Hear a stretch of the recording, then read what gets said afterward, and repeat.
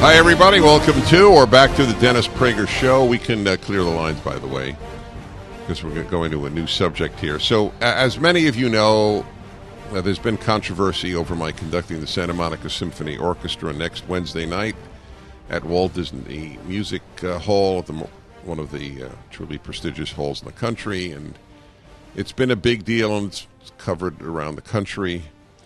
The opposition to my conducting there.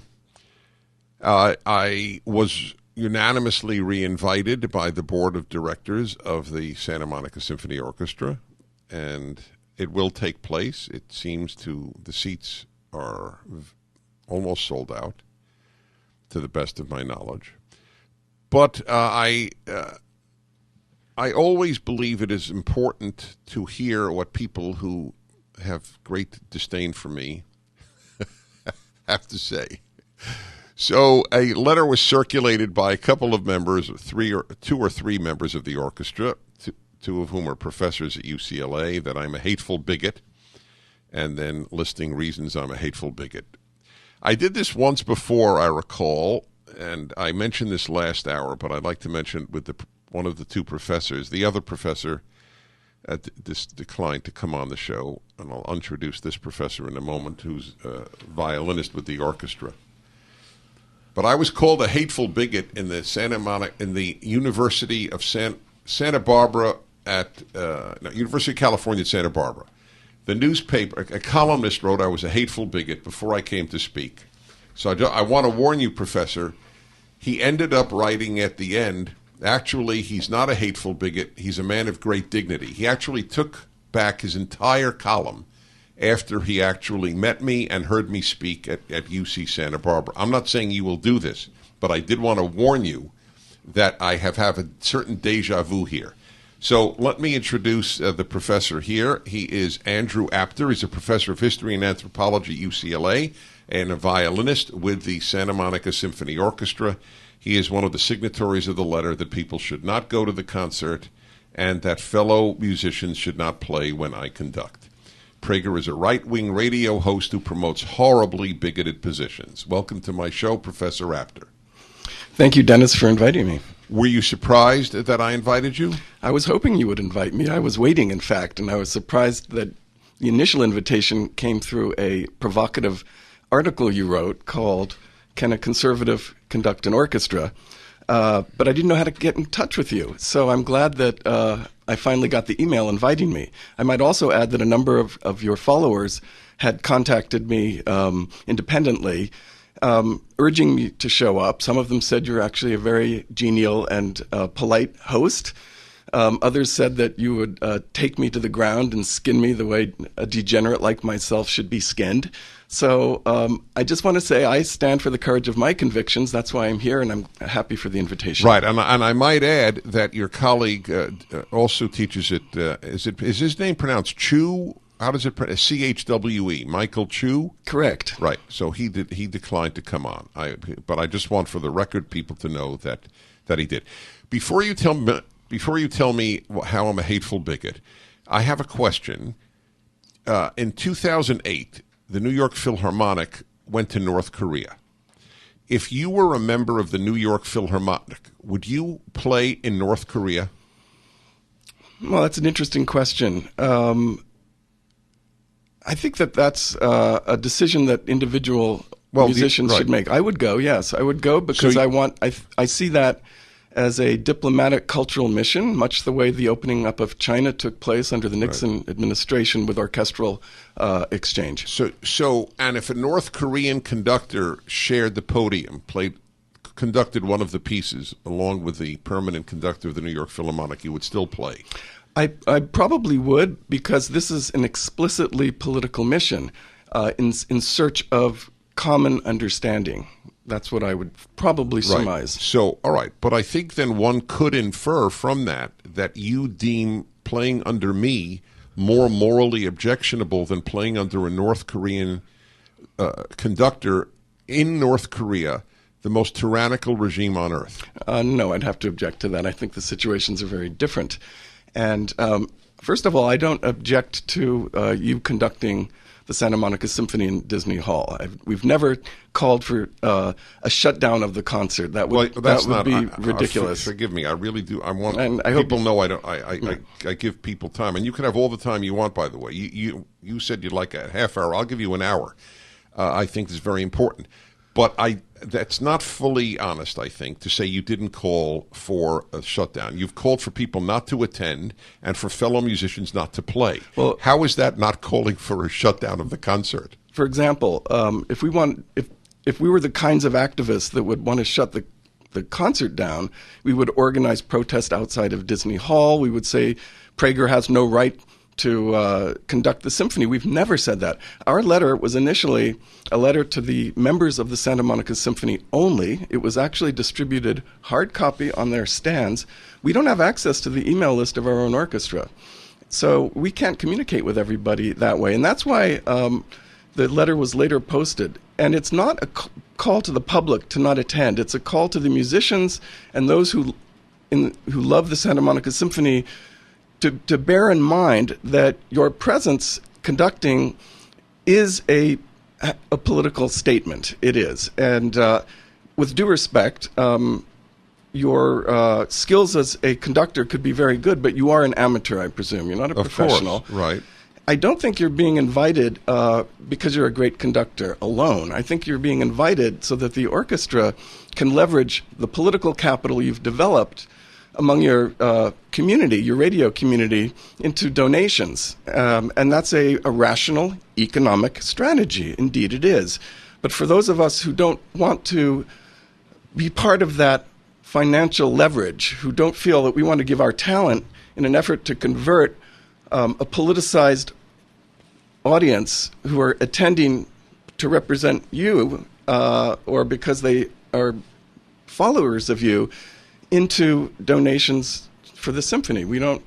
That's what we're saying. We're saying we want the right to opt out if we want to. We're not asking to shut this down. And can I just say one other thing, Mr. Prager, because you're a gracious host. Your article online that got picked up by Red State and others is entitled, "Can a Conservative Conduct an Orchestra?" The answer is, of course. My friend and your friend, the conductor Guido Lamel, who, as you mentioned, is a violinist in the LA Phil as well, he's a wonderful person. We love him. We actually love him. And why do we love him? He's a great conductor. He's a wonderful person. He's generous with his time. He donates his talent to the public high school my children go to. And he's a wonderful conductor who, very unusual among conductors, he admits sometimes to coming in early with his beat, and he's a modest person. He's the one who introduced me to your ideas. He's a Trump supporter. We don't oppose that in any way. He's a conductor. He's a conservative. He conducts us. So when you paint us with a very sort of stark paintbrush, all in one color, that we're just against conservatives and we want to shut this kind of debate down and ideas that don't jive with ours, that to me is a dishonest strategy. And that's why I'm here today, to try and at least open this discussion up. Okay, when you write in your first open letter I have here, please urge your friends not to attend the concert, and then you're telling my audience that you in no way have worked to stop the concert. Protesting outside doesn't stop the concert. Telling people not to go to the concert stops the concert. No, you can still play with an empty hall if you want to. Okay, the hall is not, and we know there's plenty of people who are going to go, so that's really not the issue. It is the issue. You please urge your friends not to attend this concert, and you and Michael Chu and a couple of others will not play at the concert. You urged fellow orchestra members not to play. That shuts down an orchestra. If people listen to your advice, there would be no concert. Is that fair to say? No, it's if people who have. Well, all right. It's people who want to vote with their conscience. We're perfectly happy if people don't have a problem playing with you. That's their decision, and that is the difference between my position and what you're imputing for me to say. Okay, I don't know what the difference is. I am a conservative whom you object to. There are conservatives. Guido Lamel is the wonderful man you describe.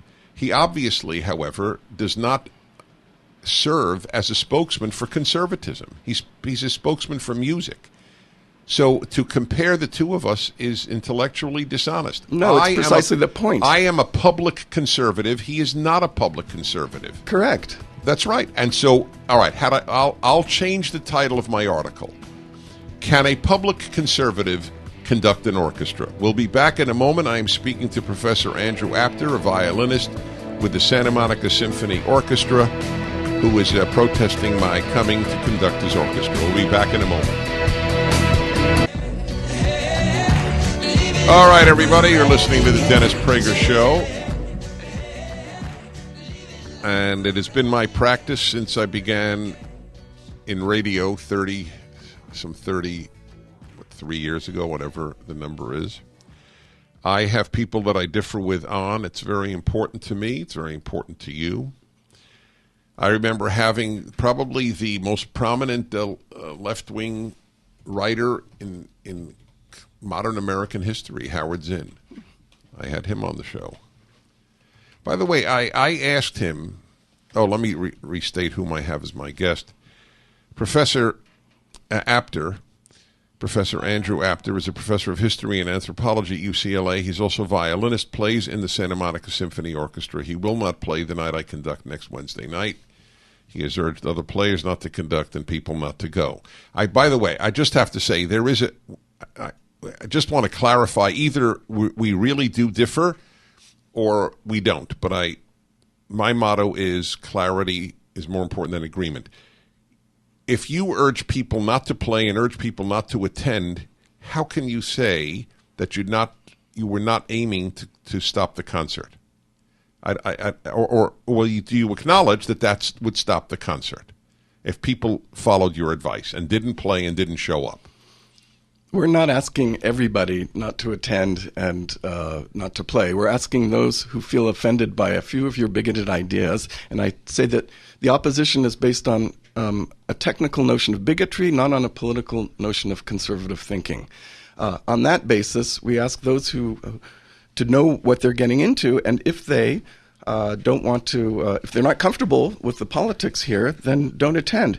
Then let me just point out that in your own article, Can a Conservative Conduct an Orchestra, you state quite explicitly, come to the concert and defeat the illiberal left. You write that in your blog. So this is explicitly part of your agenda because you published it. It was never part of my agenda. You made it my agenda. Well, but yes, I made it your agenda. I think I made it clear. That's all. As soon as people opposed my coming on political, social, moral grounds, whatever term you wish to use, I said, now it is time to fight back at these people who want to shut down the concert and come. But I never said that. I never implied a political thing. When I conducted other orchestras, there wasn't a hint of politics. You, sir, made it political. Well, this is finger-pointing. You can say, I made it political. I can say, your invitation was political. But the fact is, the politics came out. And you didn't disavow it. They didn't come out. You didn't disavow it. You endorsed it. You said, come and defeat the liberal left. And that's right. On the record. Of course, and I stand by it. Well, that's what I think. That's why I said your selection as a conductor was an implicitly political selection. Wait, so you're allowed to oppose, but I'm not allowed to fight back. I'm just pointing out that if you say that you're conducting purely on musical grounds, because music brings people together, right. I'm pointing out that that's not actually what your words signify. My words were a response to your words. I never wrote this prior to your opposition. Is that not obvious? But that's not the point. That completely misses the point. Okay, the point I think it's the entire point. Okay, look, we'll just go in circles on this. All right. To me, it's not a chicken and an egg. I responded to what it is. So what constitutes and why am I a hateful bigot? Well, I mean, there's several definitions of bigotry, but the one that applies in this case in Webster Merriam Dictionary is one who regards or treats members of a group with hatred and intolerance. That's the notion we have. Okay, so what groups do I treat with hatred and intolerance? Well, let me start with a group that I've been identified with. I'm not sure, I'm a card-carrying member or anything, but I'm a leftist.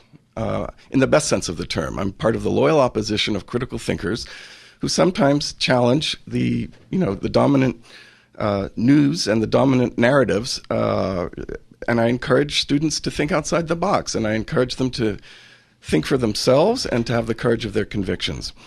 Here's what I quote from you. Leftism is a terminal cancer in the American bloodstream and soul. So our first and greatest principle is to destroy this cancer before it destroys us. We therefore see voting for Donald Trump as political chemotherapy. Wow, that's a shocker. Needed to prevent our demise. I'm sorry, I'm a little offended by this for several reasons.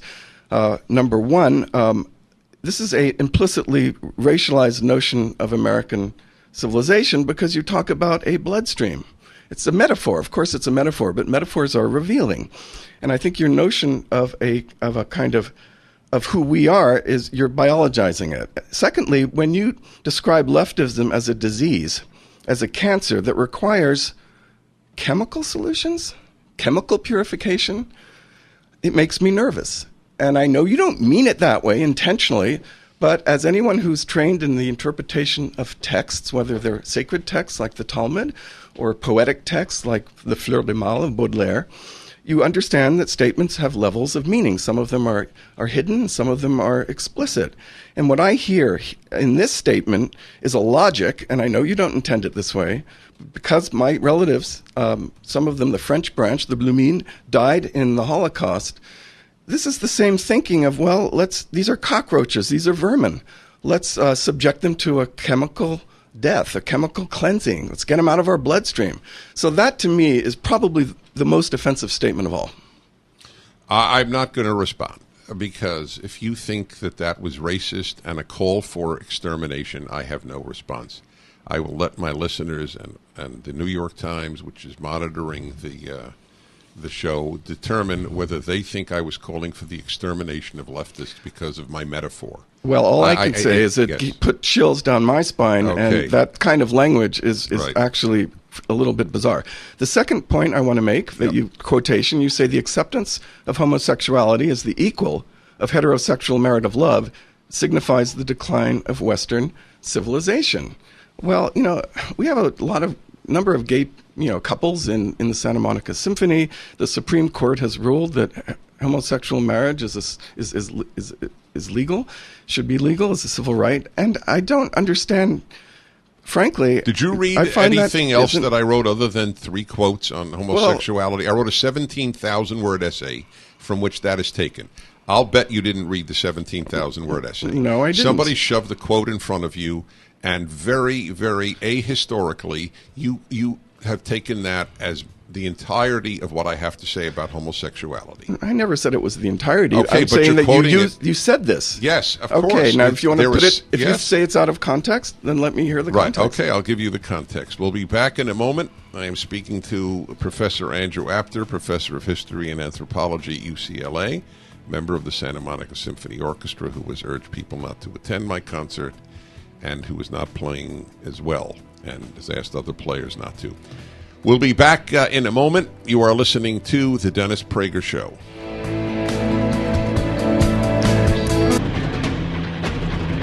Hi, everybody. Welcome back, or welcome to The Dennis Prager Show. My guest is Professor Andrew Apter, Professor of History and Anthropology at UCLA, also a violinist and a member of the Santa Monica Symphony Orchestra, which I am conducting next Wednesday night at Walt Disney Hall in Los Angeles. He and a couple of other members of the orchestra have asked people not to attend and fellow members not to play for me because I'm a hateful bigot.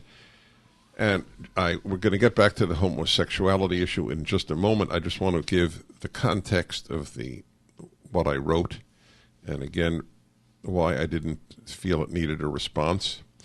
I wrote, "We conservatives who will vote for Trump understand that he is the only vehicle we have to prevent this. We recognize that though there are some fine individuals who hold left-wing views, leftism is a terminal cancer in the American bloodstream and soul. So our first and greatest principle is to destroy this cancer before it destroys us. We therefore see voting for Donald Trump as political chemotherapy needed to prevent our demise.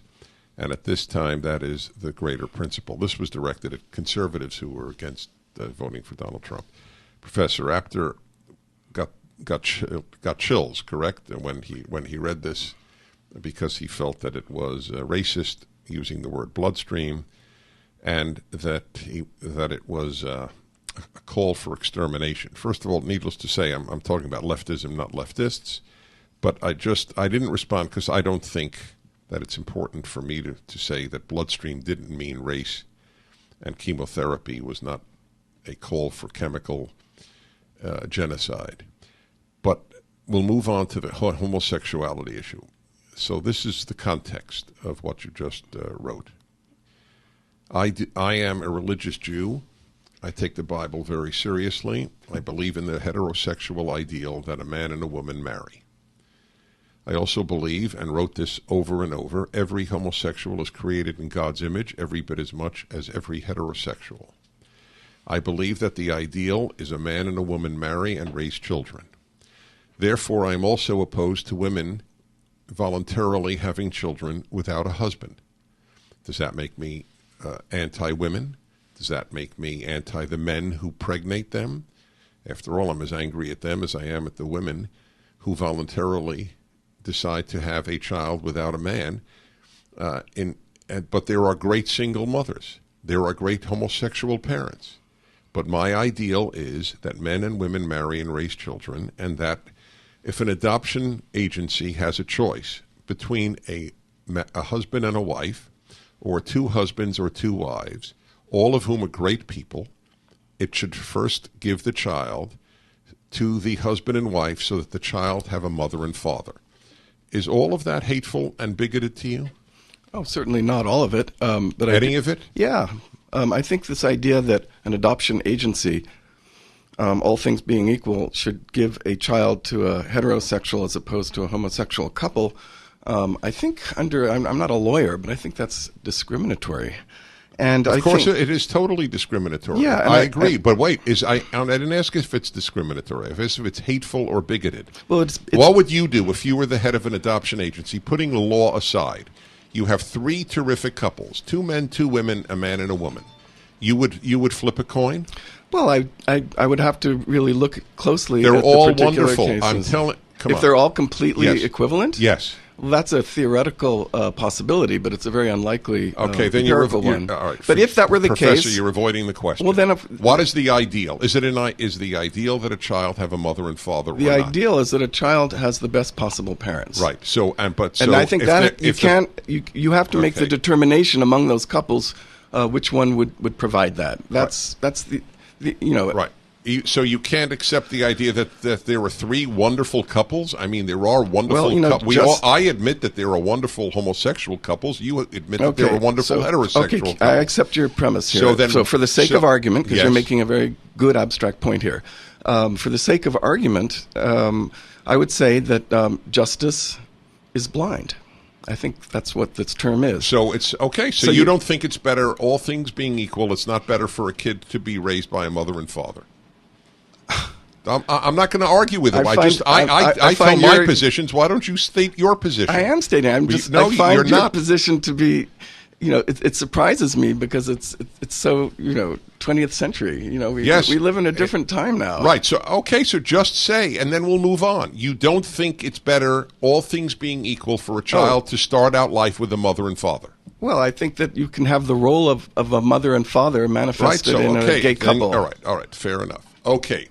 We'll be back in a moment. Got to take a break again. That's how the show works. Otherwise, we have no funds to have a show. You are listening to The Dennis Prager Show.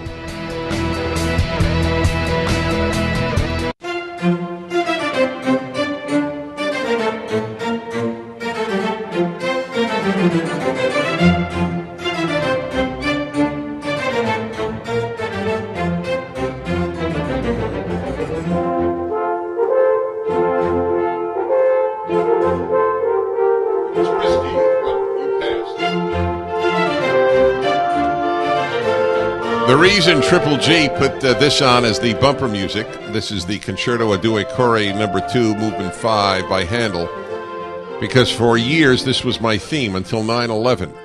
This is how my show opened every single hour because of my love of classical music, which is why I conduct orchestras around Southern California will be at the Disney Hall next Wednesday night with the Santa Monica Symphony. Some people have objected to my conducting because of my views. One of them is in studio with me, and he is Professor Andrew Apter, Professor of History and Anthropology at UCLA. So, again, I ask you, since you now know my views, or at least the basis of some of the views, at least on the homosexuality issue, would you still say I'm a hateful bigot or just wrong? Well, I think that some of your ideas are bigoted, and I think... So that a child should ideally have a mother and father. Do you know that gay couples that I know, and I'm very friendly and almost like a godfather to their children, they agree? There are many gays who call my show, say, of course, it's best if a child has a mother and father, but nevertheless, we do the best we can. Just as it's best if a child has a mother and father, but we all know that there are some wonderful single parents. Right. Okay. Yeah. But they wouldn't say it's best to have a single mother. You know, again, the way you're framing the alternatives as abstract principles is one thing, but if I were a child services person, I would be concerned about the best parents. And there are plenty of heterosexual parents that, including foster parents, who abuse children. Yes, and there are plenty of them that don't. Okay, and but that's irrelevant. No, it's not irrelevant. You don't give them to abusers. You give them. You have to compare apples and apples. Good homosexuals and good heterosexuals. You can't compare good homosexuals to abusive heterosexuals. But you can also compare good parents and in relation to not so good parents, and I think that is the point. You have to do good versus good, and anyway, we went through this, so it's I don't want to. I just want to know. Okay, so it's bigoted because I want this as clear as possible. Mm-hmm. I believe that all things being equal, it is best for a child to start life with a mother and father. That renders me bigoted.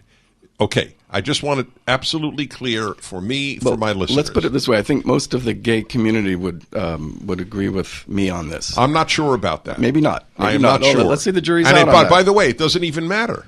You have to do the reasonable person standard, not just the gay community. Well, that's my point, which is the reasonable parent standard is more important than whether they're hetero or homosexual. Okay. It's the reasonable parent standard. Right. I agree with that. And if the reasonable parents are a mother and father, it's best to start with them. Okay, next. What is my next area of why I'm a hateful bigot? Next. Well, I don't think you as a person are a hateful bigot. I think that some of your ideas what are my next definition. Well, but you called me a hateful bigot. Okay. What is so? And I don't care. It doesn't matter to me. It only matters to me because we have Alan Dershowitz was called a racist this past weekend by Maxine Waters. What you folks on the left have done is taken these terms and you have disemboweled them. They are now, well, you don't like metaphors. You have removed all seriousness from them. You use the terms racist and bigoted and hateful so regularly, it doesn't mean a damn thing to most Americans. It means you don't have arguments, you only have epithets. Well, the same exact argument could be made from my direction toward your community. And I don't want to get into the finger pointing, but I do want to clarify one point that I feel you misrepresented when I quoted your reference to the American bloodstream. That's not necessarily a racist statement. I don't think so at all, but it's a racialized understanding of America. All right, it's a metaphor, and there's a difference, but there's a link. Right. There's a semantic link. All right. 99% of people reading it, I believe, understood that saying that something is a cancer in the American bloodstream is not a racist statement because it has nothing to do with race. But okay, we went through that. What is the next area of my hateful bigotry? Well, I think that it's one of the comments you made, which got you into some trouble with former Mayor Ed Cott in New York when you opposed the swearing in of Keith Ellison on the Quran.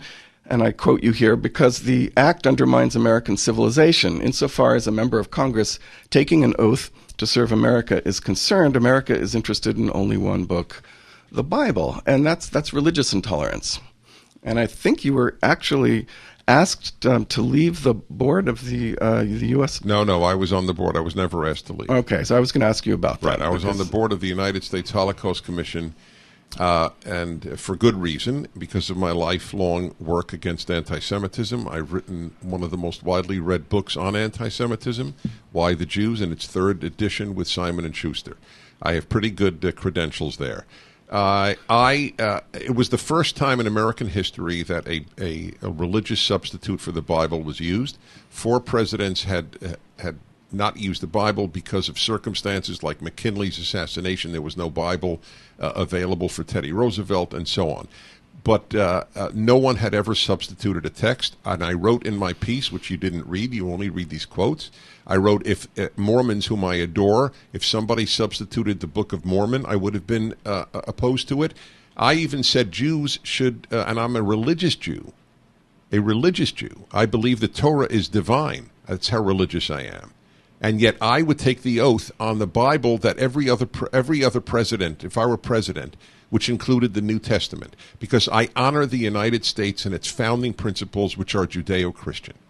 So that makes me a hateful bigot. Next, what's the next one? Well, just to clarify, you said that the act undermines American yes. Wait. Okay. Don't interrupt me, please. I won't. Okay. You're like Chris Matthews on Hardball here. No, I'm not. You know I'm not, because I haven't interrupted you at all. Go ahead. So, again, I mean, for me, and you are right in that I didn't read the entire piece, and but that to me fits a definition of religious intolerance. If you're not going to honor somebody's commitment to a sacred text that they feel is sacred, I mean, England allows its swearing in right. on the Bible. I said. But I hear you now. I hear your point, right. and I said within a day. Well, he should do what other Muslims who have sworn in, like to ambassadors are sworn in, use the Bible and the Quran. That is what had always been done. That was and he refused. And by the way, he and I spoke in Congress, and he told me his mother's a big listener to the show. So I want to say hi to Keith Ellison's mom in Detroit. We'll be back in a moment.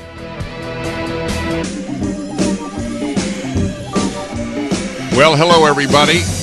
The hours go fast when you're having a ball. And I'm really just horsing around here. This has been a fascinating hour. I'm speaking to a man who has opposed my conducting next Wednesday night at the Walt Disney Concert Hall, conducting the Santa Monica Symphony Orchestra. Andrew Apter is a professor of history and anthropology at UCLA and a violinist who will not be playing that night. So, all right. So we've gone through. We only really have 2 minutes left. You could do a summary thing, or you could give me another example of my hateful bigotry. Well, I think we've covered enough of that. Okay, I would like to say, sort of do a shout out to members of your audience, some of whom have already taken the liberty of contacting me through my departmental email.